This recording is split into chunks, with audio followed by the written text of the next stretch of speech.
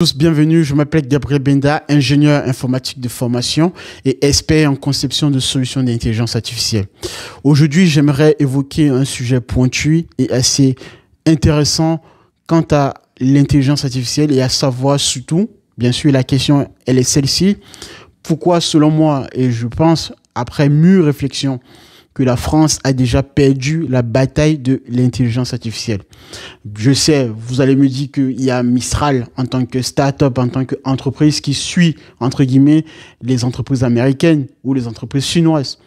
Mais pour moi, ce n'est pas assez et ça ne pèse pas dans la balance quant à ce qui est en train de se passer au niveau des grandes entreprises, surtout aux États-Unis, par rapport à l'intelligence artificielle. Et pour situer mon propos déjà, il faudrait que je vous dise déjà quelque chose qui doit être un postulat de départ. Si aujourd'hui vous utilisez ChatGPT, tous ces outils des LLM, d'ailleurs l'IA générative de manière générale, sachez que le gouvernement américain à la base est déjà passé à autre chose. Les évolutions viennent d'abord, j'ai toujours dit et je le répète, ou je l'ai pas encore assez répété, si vous voulez. Les évolutions viennent d'abord d'un état du gouvernement, quel que soit l'état en question. En tout cas, si l'état en question est un état stratège, mais vous verrez bien que il n'est pas difficile de démontrer que l'état américain, quant à sa capacité à se déployer et à déployer des évolutions innovatrices, des technologies, l'état américain contrôle d'abord tout ce qui peut être du périmètre du champ de l'État avant de le léguer, si je puis dire, aux civils. Et quelles que soient les technologies que vous prenez auparavant sous Bill Clinton, par exemple, de tenir un disque, un CD-ROM ayant un code de cryptographie, ça c'était quelque chose comme aujourd'hui, par exemple, porter une arme que vous devez déclarer à la préfecture de police.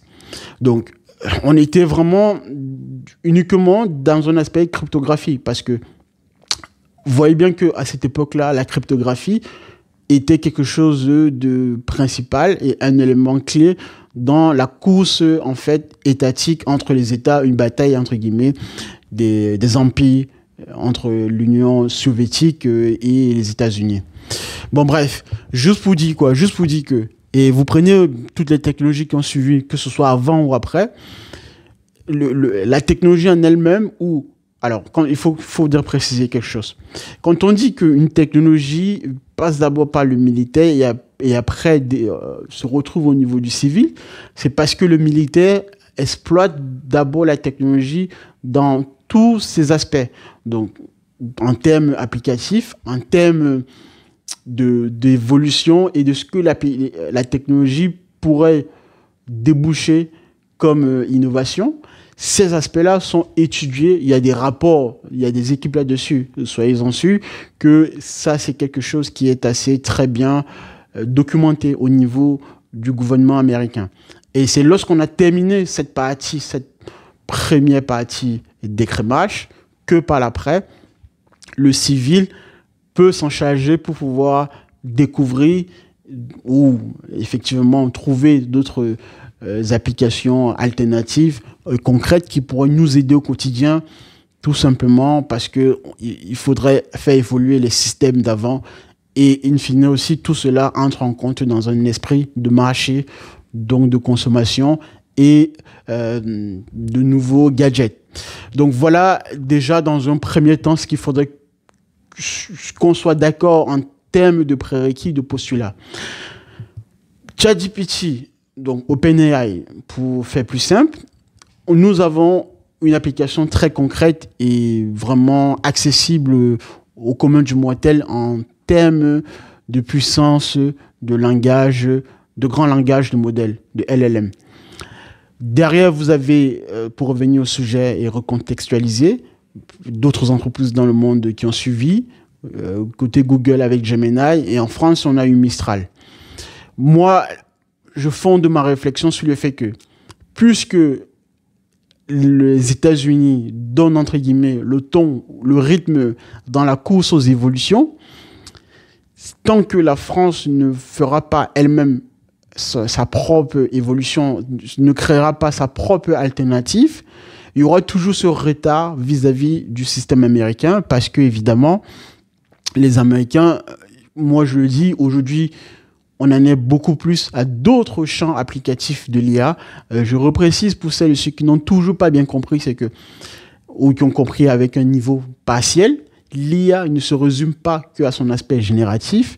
Il y a aussi également derrière du computing vision, de la robotique qui arrive. Aujourd'hui, vous avez déjà en Californie quelques voitures autonomes de Tesla qui peuvent rouler, mais on n'en est encore qu'au début de ce qui va arriver et de ce qui est en train de se passer au niveau des laboratoires de recherche, au niveau des laboratoires de MIT par exemple. Parce que moi, je suis dans le milieu et j'observe des évolutions vraiment assez gigantesques. Et je me dis, quand je regarde la France, bon, l'Europe de manière plus générale, si vous le souhaitez, je ne vois pas ça. Je suis désolé. Quand vous participez à des forums de la BPI ou à des startups, des séminaires, etc. à Paris, je ne vois rien de tout cela. Par contre, quand je travaille, puisque c'est le cas, sur certains projets américains et que je prends contact avec des personnes aux États-Unis dans différentes facs, que ce soit à Berkeley ou à MIT, vous avez réellement des cas concrets où l'IA, les gens ne sont pas prêts à voir ces évolutions arriver.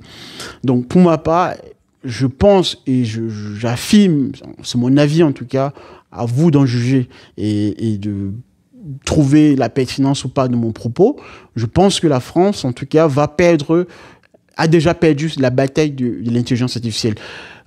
Pour faire un parallèle, je ne sais pas si vous vous souvenez de Dailymotion à l'époque, quand on a eu cette bataille entre guillemets entre Dailymotion et YouTube. Les Américains ont voulu acheter Dailymotion, pardon, excusez-moi.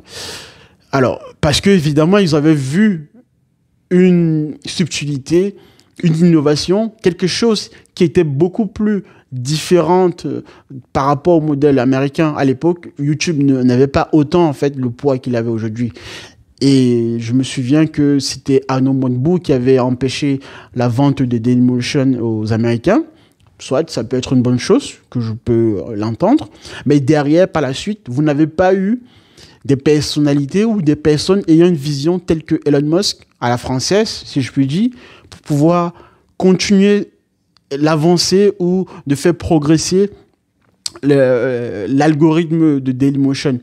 Et in fine, aujourd'hui, je pense que quand vous citez Dailymotion, ça ne dit plus quoi que ce soit à la plupart des gens au quotidien.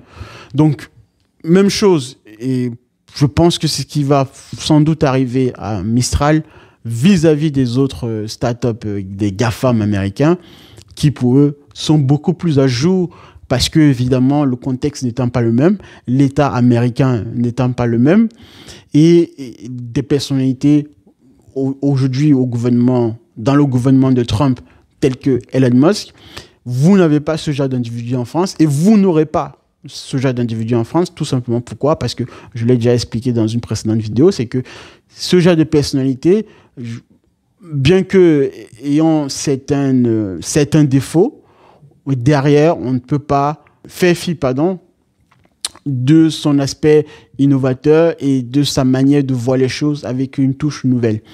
Voilà, je m'arrête là, mettez en commentaire vos réflexions et on en discutera la prochaine fois sur une problématique de ce genre. Merci de m'avoir suivi, restez concentrés et allez vous informer, allez à la source de l'information et suivez les évolutions concernant l'intelligence artificielle.